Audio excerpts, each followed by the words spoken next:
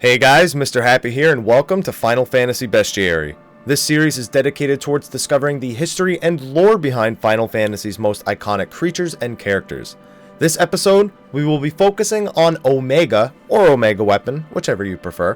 While the character of Omega draws from no forms of inspiration, his name is actually the 24th and final letter of the Greek alphabet. As such, it is usually used to reference the end of something. This meaning is important when it comes to Omega's role in the Final Fantasy series. Omega is often a super boss of the Final Fantasy series, similar in nature to that of Ultima Weapon. Defeating him requires understanding his attack patterns precisely and having an answer to every one of his devastating moves. While most people watching may be used to calling it Omega Weapon, Omega and Omega Weapon are actually two different beings. Omega is a quadrupedal machine comprised of 4 bug-like legs and an abdomen sporting a yellow eye, while Omega Weapon, on the other hand, is often a quadrupedal being with a torso sticking out of his lower abdomen. He has wings, a tail, and is capable of wielding a variety of weapons. Omega Weapon also appears as a reskin of Ultima Weapon and Ultima Buster in Final Fantasy VI, which is more of a beast-like appearance with mechanical components sticking out of his back. It is said that Omega is much like Shinryu and Gilgamesh, in that it is the same entity traveling between worlds using the interdimensional rift. If it is not the same being, Final Fantasy XII's description of him claims the original Omega may even be sending copies of itself to the other dimensions. Its ultimate goal appears to be to track down Shinryu and destroy him, as most of his descriptions claim he was created to destroy a great wyrm or a being of massive strength. This is reciprocated in Dissidia Duodecim, where it said that Shinryu is also looking for Omega Weapon. Regardless of which form he takes, Omega is often one of the most difficult bosses in any of the games he appears in, capable of wiping out individual players or entire parties with a single attack if players do not properly prepare for him. His signature attack, Wave Cannon, is a giant laser beam Omega fires to varying effect, though it is always a severe threat to the player. It is also capable of creating clones, using flamethrowers, reflecting attacks, changing form, using earthquakes, paralysis, petrification, and pretty much everything bad depending on which form of him is being fought. Omega's first appearance in the series took place in Final Fantasy V, where he appears in the interdimensional rift as an optional super boss. Wandering a small plateau, he is only aggressive to the players if they directly run into him or if the player moves while he is moving. He is able to quickly wipe out the opposition with a number of deadly attacks, including Atomic Ray, this game's version of Wave Cannon, which can actually be absorbed using a fire ring. After his appearance here, Omega saw a number of appearances in the earlier games of the series with their re-releases. He was implemented into remakes of Final Fantasy I within the Lifespring Grotto alongside Shinryu. He was also implemented into Final Fantasy IV, the After Years, as an optional boss in the depths of the True Moon. This dungeon contains bosses from across the first 6 Final Fantasy games, and Omega here represents Final Fantasy V. And while Omega is initially skipped appearing in Final Fantasy VI, Omega Weapon made an appearance in the advanced port of Final Fantasy VI as a reskinned and more difficult version of Ultima Weapon. Final Fantasy VII is another title in which Omega did not initially appear.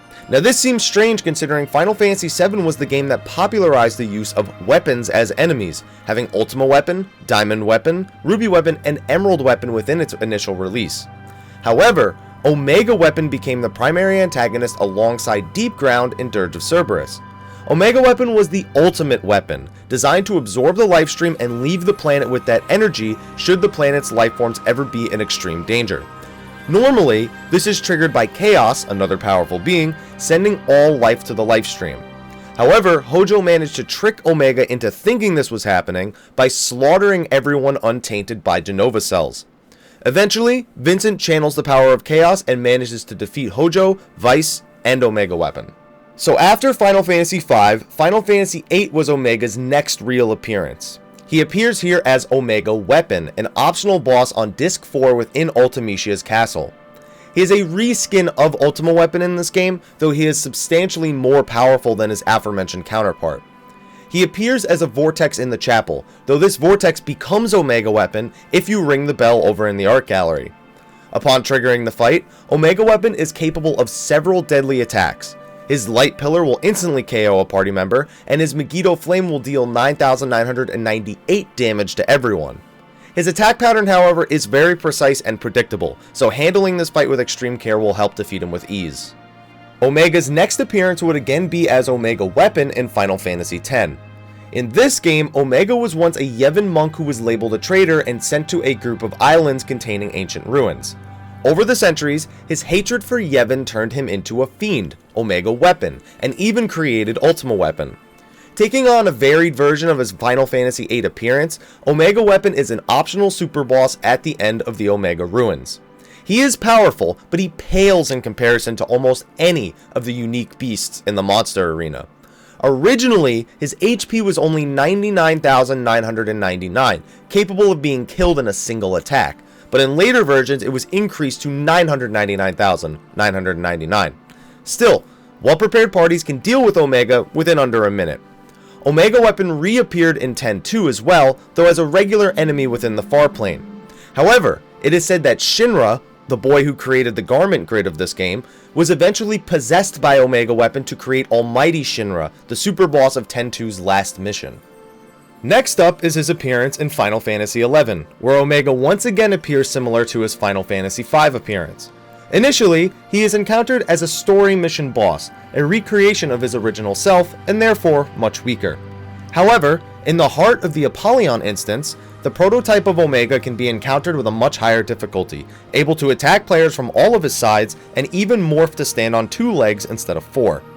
An even higher level version, known as Arc Omega, exists, though his affiliation with Proto Omega is likely just another recreation as opposed to an even more dated version of the machine.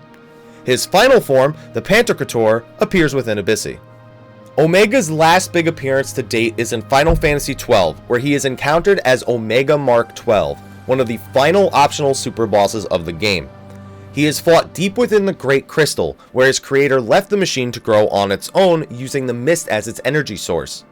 In order for him to become active, the player must have first unlocked Yayazmat, the game's other major super boss.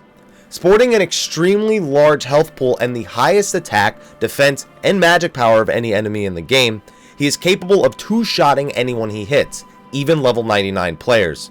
The North American and PAL version reduced his HP down to only 1 million from 10, but added the Berserk status to all of his auto attacks, which kept Omega as one of the most difficult bosses of the game. After Final Fantasy XII, the remaining appearances of Omega have mostly been in smaller titles. He made an appearance as a DLC boss in the arena of Final Fantasy XIII-2, but has basically just been making appearances across the rest of the non-numbered titles. However, it is highly suggested that Omega will make a major appearance in Final Fantasy XIV.